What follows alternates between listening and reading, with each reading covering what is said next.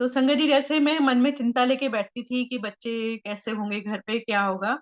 एक दिन का सत्संग सुनाती हूँ आपको कि मैं घर से कहीं काम पे गई, काम से आई, उसके बाद जल्दी-जल्दी मूँग की दाल बना के बच्चों के लिए और बड़े वाले बेटे को बोला कि फुल्के बना लेना और मैं चली गई अ, एम्पायर स्टेट।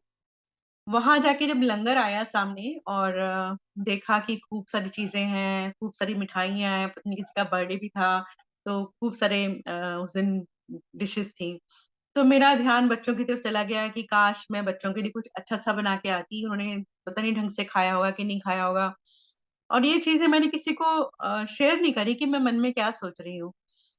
लेकिन जब मैं गुरुजी के पास बैठी हुई थी लंगर करके, उसके बाद दोबारा लंगर, उसके बाद गुरुजी ने गा गीत सुने, उसके बाद 2 ढाई बजे होंगे रात के, तब गुरुजी ने आज्ञा दी कि जाओ।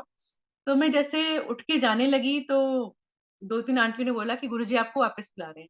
गुरुजी ने ऐसे हाथ किया और पहले ऐसे किया, तो मैं वापस देखा गुरुजी को, गुरुजी ऐसे कर रहे थे। फिर गुरुजी ने ऐसे किया, एक मिठाई का डिब्बा आ गया और कहने, "ले बच्चों वास्ते ले जा।"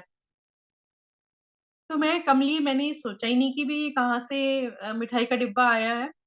आज जब मतलब सोजी दी गुरुजी ने तब मैं सोचती हूँ कि वो डिवाइन प्रसाद था, सचखंड का था, कुछ नहीं पता। मैंने ऐसे रखा उसको और कार में बैठ गई। मेरे को संगत जी नींद आ रही थी, मैं थकी भी हुई बहुत थी।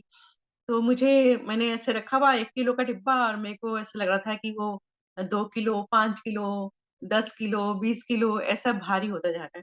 मैंने सोचा शायद मैं इतना थक गई हूँ कि ये मिठाई का डिब्बा ऐसा हो रहा है या मेरी अपनी फीलिंग्स हैं, क्या हो रहा है? मैंने सीट को और ऐसे किया और फिर आराम से लेट गई। तब मुझे वो और भारी लगने लग गया। अब मेरे से रहा नहीं गया, मैंने अंकल को बोला, "पता नहीं आज क्या हो रहा है? ये मिठाई का डिब्बा जो गुरुजी से लिया है, मैंने गुरुजी के हाथों से, अब इसका भार क्यों बढ़ता जा रहा है इतना?" कहते, "ऐसे ही लग रहा होगा।" मैंने कहा, "नहीं, नहीं, पहले 2 किलो, 5 किलो, अब तो काफ़ी वेट हो गया।"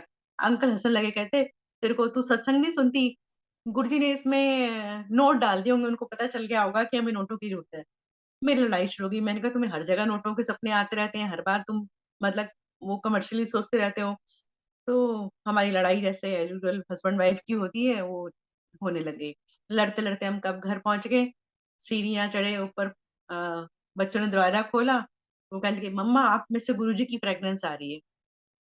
संगत जी जो हम गुरुजी को छूते थे, उनके चरण छूते थे, उनके हाथ कभी छूने का मौका मिल जाता था, तो हाथों से एक बहुत अच्छी फ्रेग्रेंस आती थी। तो हम सोचते थे गुरुजी कोई बहुत बढ़िया वाला परफ्यूम लगाते हैं और वो जो फ्रेग्रेंस थी वो काफ़ी दिन तक नहीं जाती थी।